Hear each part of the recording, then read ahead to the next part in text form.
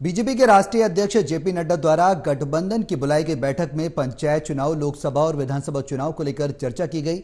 जननायक जनता party के प्रधान महासचिव दिग्विजय चौटाला ने बताया कि बीजेपी के राष्ट्रीय अध्यक्ष जेपी नड्डा ने दोनों पार्टी के नेताओं को समन्वय समिति बनाने के निर्देश दिए हैं। वहीं बुढ़ापा पेंशन को लेकर दिग्विजय चौटाला ने इनेलो पर भी निशाना साधा।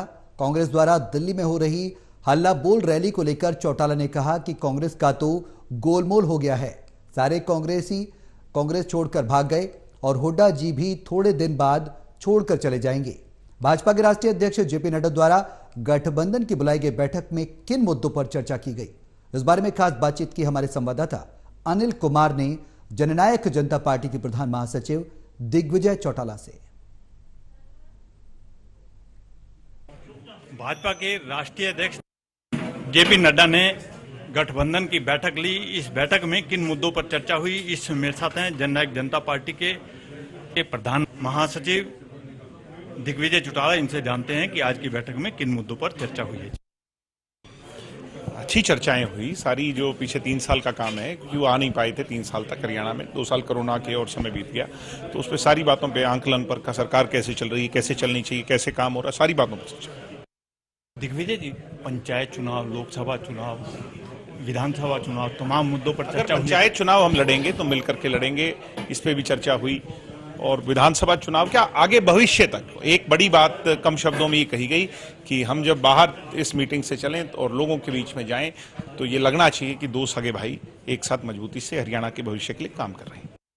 दिग्विजय जी, एक कमेटी का भी गठन करने के लिए निर्देश दिए गए हैं। उस कमेटी का क्या मकसद हो? वो तो लॉन्ग अवेटेड थी, वो लॉन्ग अवेटेड कमेटी थी। बहुत लंबे समय से हम चाह रहे थे कमेटी बने, अब आ जाएगी, कमेटी बन जाएगी।